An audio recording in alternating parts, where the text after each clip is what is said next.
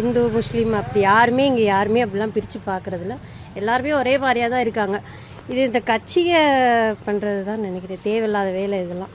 இது வரைக்கும் அந்த மாதிரி பிரச்சனை வரலை. இப்போ இந்த வாட்டி தான் புதுசாக வந்திருக்கு பிரச்சனை. இது வரைக்கும் இந்து முஸ்லீம் ஒற்றுமையாக தான் இருக்காங்க. இது வரைக்கும் இருக்காங்க, இப்போ வரைக்கும் இருக்காங்க. யார் எந்த பிரச்சனை கொண்டல, இது யாரோ புதுசாக இந்த பிரச்சனை கிளப்பி விட்டுருக்காங்க.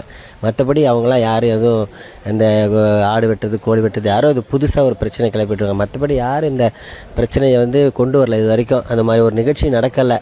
மக்கள் இந்த மாதிரி எல்லாருமே ஒற்றுமையாக அவங்கவுங்க இந்து முஸ்லீம் எல்லாம் ஒற்றுமையாக தான் போய்கிட்டு வந்துட்டு இருக்காங்க. யாரும் யாரு கூடயும் பகை எதுவுமே இல்லாமல் எல்லாமே தாயா பிள்ளையாக பழகிட்டு தான் இருக்காங்க. இது இப்போதைக்கு தேவையில்லாத இஷ்யூவாக தான் தெரியுது. ஏன்னா எல்லாருமே அண்ணன் தம்பியாக பழகிட்டு இருக்கு. இந்த ஊரில் இது தேவையில்லாத பெரிய இஷ்யூ ஆகிக்கிட்டு இருக்கு டெய்லி. எப்படி சொல்கிறதுன்னா நார்மலாக போகிற மக்கள் இதை பெருசாக பெரிய விஷயமாக எடுத்துக்கல. வெளியிலேருந்து வர்ற மக்கள் தான் இதை பெரிய இஷ்யூ ஆகிக்கிட்டு இருக்காங்க. இங்கே உள்ள நார்மல் போகிறவங்க அண்ணன் தம்பியாக மாமா மச்சனாக தான் பழகிட்டு இருக்காங்க. இது அந்தளவுக்கு பெரிய இஷ்யூ இல்லை, இஷ்யூவாக ஆக்கப்படுது. அதான் விஷயம். அதெல்லாம் யாருமே பாகுபாடு யாருமே பார்க்கல.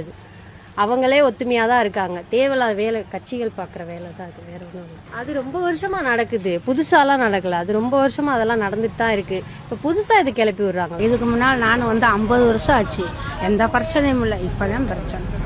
50 வருஷம் எந்த பிரச்சனையும் இல்லை. நம்ம சாமி அவங்க பக்கம் போகும், அவங்க சாமி நம்ம பக்கம் வரும், வீதியெல்லாம் சுற்றும். எந்த சாயா பிள்ளையாத்தான் இருந்தோம். இப்போ தான் பிரச்சனை நடக்குது. காலந்தொட்டு காலமாக பண்ணிக்கிட்டு இருக்கிற விஷயம்தான் இது. இப்போ ஒரு மாதமாக தான் பெரிய இஷ்யூ ஆகிக்கிட்டு இருக்கு. இதுக்கு முன்னாடி ஒன்றும் இல்லை. அந்த தெருவில் உள்ளவங்களை கேட்டால் தான் மேக்ஸிமம் விஷயம் தெரியும். தெருவில் உள்ளவங்க சொல்கிறது ஃபுல்லாக எப்படி சொல்கிறாங்கன்னா, இது நடந்துக்கிட்டு தான் இருக்குது, நாங்கள் போய் சாப்பிட்ருக்கோம் வச்சுருக்கோம், அந்த மாதிரி தான் சொல்கிறாங்க. இப்போ மக்களுக்கு தெரியாது. அங்கே அந்த தெருவில் உள்ள மக்களுக்கு தெரியும் எல்லாமே. அவங்க சொல்கிறது இப்படி தான் சொல்கிறாங்க, நாங்கள் போய் சாப்பிட்ருக்கோம், நாங்கள் போய் சேவை அறுத்துருக்கோம், ஆடு அறுத்துருக்கோம், அந்த மாதிரி தான் சொல்லிக்கிட்டு இருக்காங்க. இது இந்த மலை என்ன இப்போயா வந்தது, இல்லை தர்கா இப்போ வந்தது, அதெல்லாம் ஸ்டார்டிங்லேருந்தே இருக்குது. புதுசாக கிளப்பிடுறாங்க, வேறு ஒன்றும் இல்லை.